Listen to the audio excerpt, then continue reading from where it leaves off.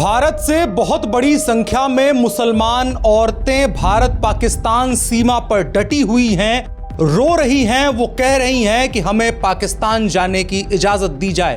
वो पाकिस्तान और भारत के सीमावर्ती इलाकों की औरतें नहीं हैं, बल्कि हिंदुस्तान के अंदरूनी हिस्सों की हैं। मसलन उत्तर प्रदेश के कानपुर, पश्चिम बंगाल के कलकत्ता, राजस्थान के जोधपुर, पटना या बिहार की अन्य जगहों से आने वाली औरतें हैं जो भारत पाकिस्तान सीमा पर नरेंद्र मोदी को गालियां दे रही हैं, कोस रही हैं, कह रही हैं कि हमारे पाकिस्तानी पतियों के पास हमें जाने क्यों नहीं दिया जा रहा है।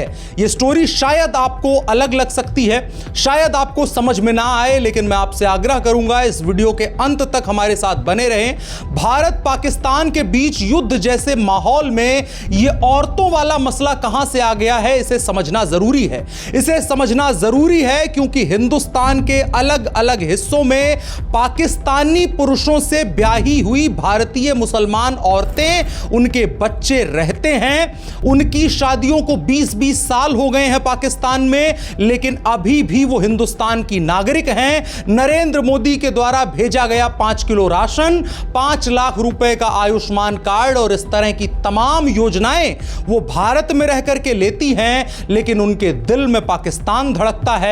और सवाल अब यह भी खड़ा होने लगा है कि क्या यह पाकिस्तान की तरफ से कोई षड्यंत्र है, क्योंकि भारत पाकिस्तान के बंटवारे तक यह कहानी जाती है और उस समय पर हुए रेफरेंडम नुमा एक चुनाव तक कहानी जाती है, जिसमें भारत के उत्तर प्रदेश और बिहार के मुसलमानों ने बड़ी संख्या में पाकिस्तान बनाने का समर्थन किया था, लेकिन बंटवारे के बाद वो पाकिस्तान नहीं गए थे, बल्कि भारत में वक्फ की जमीनों को बचाने के लिए रुक गए थे। और इसीलिए आज वो कोर्ट में लड़ाई लड़ रहे हैं और वो कह रहे हैं कि मुसलमानों की जमीनों को मुसलमानों को दे दिया जाए, इंडियन स्टेट का कोई भी उस पर दखल नहीं होना चाहिए।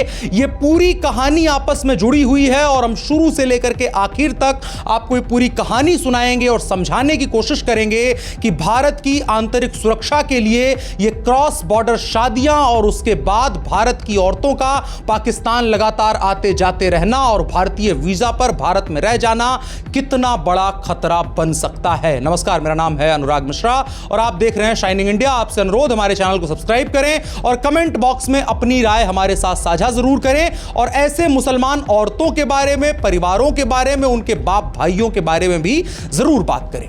अब हम वीडियो को शुरू करते हैं। मेरे सामने कल एक वीडियो आता है जिसमें एक महिला यह बता रही होती है कि 10 साल हो गए हैं उसकी शादी को।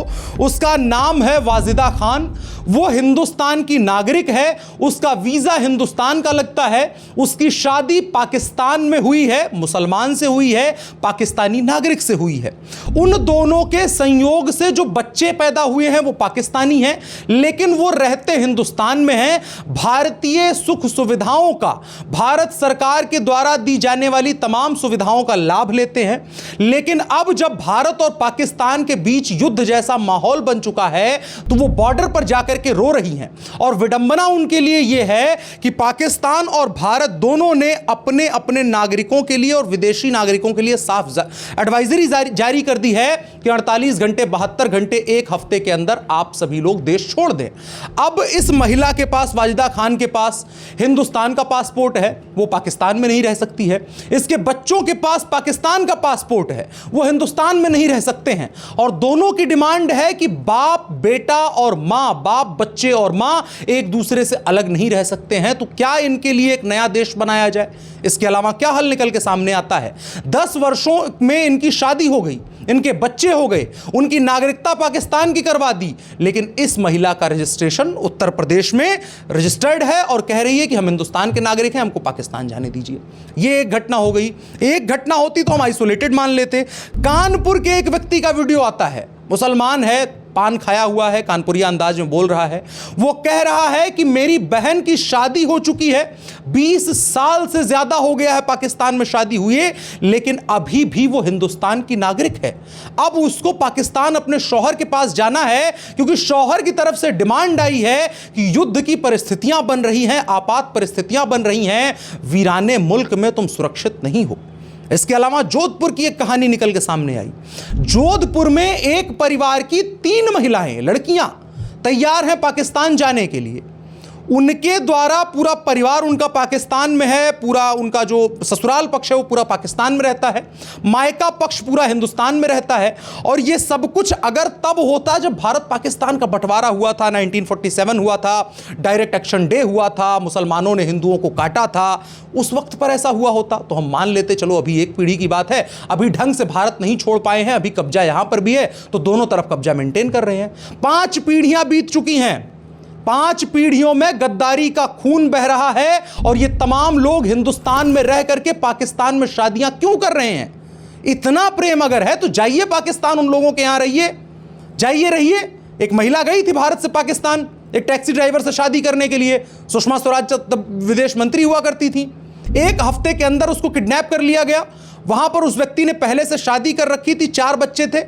इन मैडम को भूत सवार हुआ, नहीं पाकिस्तान के, इस्लाम के, अल्लाह ताला के मुल्क में हम जाएंगे, वहां हमारे लिए रईसी निकल के सामने आएगी। वहां पता चला उसने पहले शादी कर रखी है, फिर उनकी किडनैपिंग हो जाती है, मारा पीटा जाता है, ऑलमोस्ट डेथ तक ले जाया जाता है। उसके बाद इस्लामाबाद में भारतीय हाई कमीशन के पास पहुंच जाती है कि मैं भारत की बेटी हूं, मुझे बचा करके ले चलो।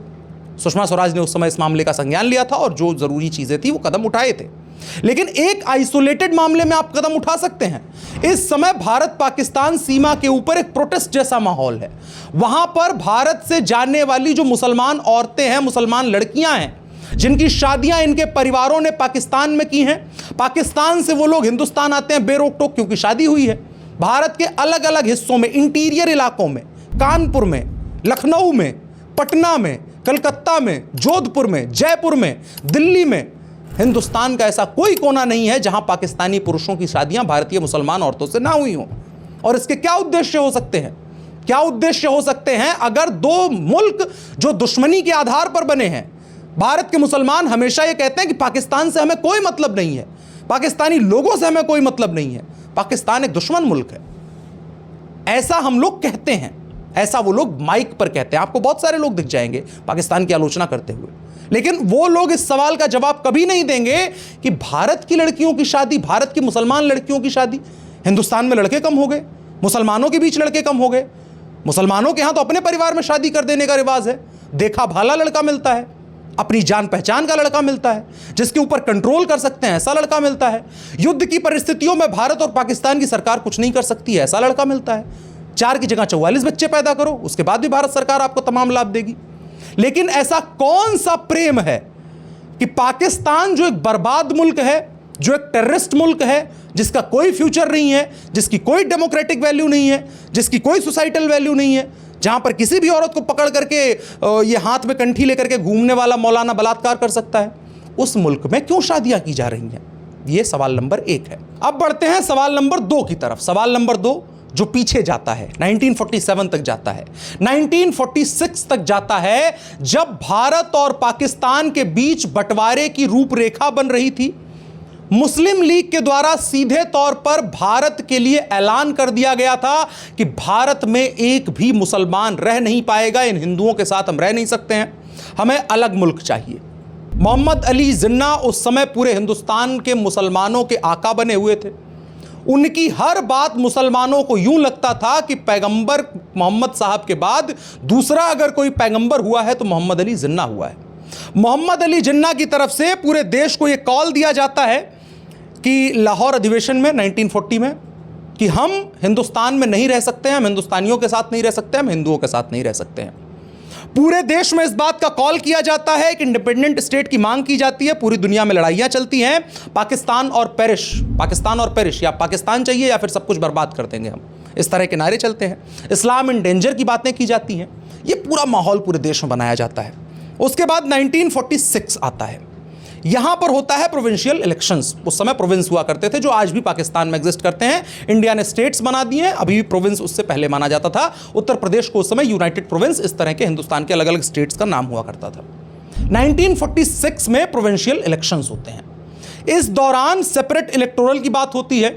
इस दौरान बात होती है मुस्लिमों के लिए मुसलमान रिजर्व सीटें होंगी, मुसलमान ही वोट करेंगे, उनका कैंडिडेचर तय होगा और इस आधार पर एक रेफरेंडम के तौर पर इस काउंटिंग को लिया जाएगा कि हिंदुस्तान के कितने मुसलमान चाहते हैं कि पाकिस्तान बन जाए। इनडायरेक्ट वो था, एक तरह का रेफरेंडम, वोटिंग होती है। सोच करके देखिए कितनी वोटिंग हुई होगी।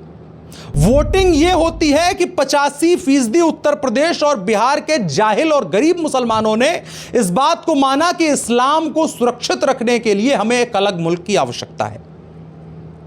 अशराफ वर्ग जो मुसलमानों का था उसने भड़काया, गरीब, जाहिल और डरपोक कौम जो 3 पीढ़ी पहले हिंदू हुआ करती थी, उसने इस बात के लिए वोट किया कि हमें पाकिस्तान बनाना है।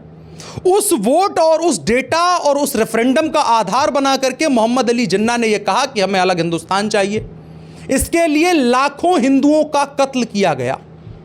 आप सामान्य मत मानिए पार्टीशन को सिर्फ भारत और पाकिस्तान के बीच कोई सीमा नहीं मानी जानी चाहिए, और आज की परिस्थितियों में तो बिल्कुल नहीं माना जाना चाहिए। इस पूरे बंटवारे की कहानी को और इनके आधारों को आपको नहीं भूलना चाहिए, क्योंकि तब से लेकर के आज तक कुछ भी नहीं बदला है। आज भी शादियां हो रही हैं ना, क्रॉस बॉर्डर ब्रदरहुड माना जा रहा है ना, भाई भाई में शादी होती है तो भाई तो मान रहे हैं उनको। और आपको नहीं भूलना चाहिए विशेषता ऐसी परिस्थितियों में जब कश्मीर में ये बातें सीधे तौर पर आ रही हैं कि वो लोग जो लोकल घोड़े वाले थे उन पर टूरिस्ट के साथ में, उन्होंने रिलीजन पूछा पहले, पूरी रेकी करके फिर फोन से इनपुट दिया, इस तरह की थ्योरी निकल के सामने आ रही है। और उसके बाद वो टेररिस्ट आए, फिर मारा गया इन लोगों को। जिन लोगों ने अपने आप को उन टूर एजेंट को, उन घोड़े वालों को ये बताया कि हम मुसलमान हैं, उन लोगों से कुछ पूछा ही नहीं गया, उनको छोड़ दिया गया, क्योंकि पहले से ही क्लब कर लिया गया था कि इतने हिंदू यहां पर हैं, इन लोगों को टारगेट करना है। ऐसी परिस्थिति में जब पाकिस्तान का पूर्व मंत्री बिलावल अली भुट्टो ये सीधे तौर पर कह रहा है कि अगर सिंधु का पानी रुकता है, पानी बहना बंद होता है, तो उसमें हम हिंदुस्तानियों का खून बहा देंगे। पाकिस्तानी सेना की इतनी हैसियत है क्या? आपके बगल में विजुअल लगा दे रहा हूं 1971 के, जब पाकिस्तानियों की पैंट उतारने की सेरेमनी हुई थी और भारतीय सेना ने कोड़ों से मार करके पाकिस्तानियों की औकात याद दिलाई थी। उस सेना के अंदर तो इतनी कुवत होगी नहीं। 3 सीधे युद्ध और 10 बार तो वैसे मुंह की खा चुके हैं वो। एक टेररिस्ट मुल्क के तौर पर पूरे वर्ल्ड में रिकॉग्नाइज किए जाते हैं। उस मुल्क की हैसियत है क्या कि भारत का खून बहा देगा? किसकी हैसियत और किसके दम पर और किन लोगों के दम पर भुट्टो ये पाकिस्तान में ऐलान कर सकता है कि सिंध नदी के खिलाफ खड़े होकर, सिंध नदी के बगल में खड़े होकर के ये ऐलान करता हूं कि अगर भारत ने पानी रोका तो खून बहेगा उस नदियों में? ये जो शादियां हो रही हैं ना, इनको लेकर के आपको गंभीरता से सोचने की आवश्यकता है। ये कोई आइसोलेटेड केस नहीं है, ये सीधे तौर पर एक इन्वेजन है, एक इनडायरेक्ट इन्वेजन है, जिसके जरिए हिंदुस्तान के मुसलमानों को पाकिस्तान के मुसलमानों के साथ हमेशा जोड़ करके रखने की साजिश रची जा रही है। आप सोच करके देखिए, जिस पाकिस्तानी मुसलमान के ऊपर जुल्म होगा तो हिंदुस्तान में बैठी उसकी बीवी का दिल नहीं धड़केगा, उसके परिवार का दिल नहीं धड़केगा। जब भारत की सेना एयर स्ट्राइक करेगी और उसमें से कोई आतंकवादी होगा, उसमें से कोई पाकिस्तानी सेना में काम करने वाला व्यक्ति होगा और उसको बेरहमी से बेल्ट भारत मारेगा या उसके ऊपर गोलियां चलाएगा, तो हिंदुस्तान में बैठे कानपुर में फातिमा का दिल नहीं धड़केगा क्या? उसके बाप का दिल नहीं धड़केगा क्या? उसके मोहल्ले का दिल नहीं धड़केगा क्या? उस पूरे शहर का दिल नहीं धड़केगा? और जब दिल धड़केगा तो क्या होगा? तो खून बहता है, हमेशा खून बहता है। आपको 1971 वॉर नहीं भूलनी चाहिए। इसलिए नहीं कि पाकिस्तानियों के हमने पैंट उतरवाई थी, इसलिए कि एक समय पर तो भारत पाकिस्तान के साथ युद्ध लड़ रहा था और पाकिस्तान को नाको चने चबवा रहा था। बांग्लादेश की पटकथा इंदिरा गांधी लिख रही थी। उस वक्त हिंदुस्तान के मुसलमान दंगा कर रहे थे। उस वक्त भारत सबसे सेंसिटिव जोन बना हुआ था, न सिर्फ बॉर्डर पर बल्कि बॉर्डर के अंदर। आपको स्वर्गीय विपिन रावत की उन बातों को नहीं भूलना चाहिए जिसमें उन्होंने 2.5 मोर्चे के युद्ध का जिक्र किया था। आज जब पहलगाम हुआ है तो पूरा हिंदुस्तान एक खतरे की घंटी के पास में है। इन घटनाओं को देखने के बाद अगर आपको नहीं समझ में आता है, अगर आपको सानिया मिर्जा के द्वारा पाकिस्तानी क्रिकेटर से शादी किया जाना किस मैसेज को दिखाता है, किस चीज को नॉर्मलाइज करना दिखाता है, यह बात अगर आपको नहीं समझ में आती है, यह बात आप नहीं समझना चाहते हैं, तो फिर इसका कोई हल नहीं है। लेकिन अगर समझने को तैयार हैं तो इशारा काफी है। इन तमाम घटनाओं के जरिए, वाजिदा खान के जरिए, जोधपुर की जो 3 बेटियां, सोचिए एक परिवार ने पाकिस्तान में शादी कर दी, हिंदुस्तान के मुसलमान इतने नाकाबिल हो गए क्या? वैसे जिस खून की बात करते हैं, जिस हिंदुस्तानी खून की बात करते हैं, उस हिंदुस्तानी खून में दम नहीं रह गया क्या मुसलमानों के, कि पाकिस्तान में जाकर के इनको लड़के ढूंढने पड़ रहे हैं? तो फिर सवाल यह बनता है कि हिंदुस्तान के मुसलमानों की लॉयल्टी कहां पर टिकेगी जब युद्ध होगा? 1971 का उदाहरण हमारे पास है। मैं कोई भी बात ऐसा नहीं कह रहा हूं जो मनगढ़ंत कह रहा हूं। अभी सूरत पुलिस के द्वारा 500 अवैध लोगों को पकड़ा गया है, जो बांग्लादेशी है, पाकिस्तानी 1000 के आसपास संख्या टोटल बताई जा रही है। कई उसमें 400 के आसपास पाकिस्तानी बताए जा रहे हैं। कैसे रह रहे थे वो हिंदुस्तान के छोटे छोटे जिलों में? आप किसी भी उत्तर प्रदेश के जिले में चले जाइए, आजमगढ़ चले जाइए, मऊ चले जाइए, गाजीपुर चले जाइए, पूर्वांचल के किसी इंटीरियर जिले में चले जाइए, बस्ती, बलरामपुर कहीं चले जाइए आप, बलरामपुर का नाम कोई नहीं जानता है, बस्ती का कोई नाम नहीं जानता है, बहराइच नक्शे पर नहीं ढूंढने मिलेगा। लेकिन आप वहां जाकर के देखिए और ढूंढ करके बताइए उन गलियों में कौन रह रहे हैं, जो नए कंस्ट्रक्शन हो रहे हैं उनमें कौन रह रहे हैं।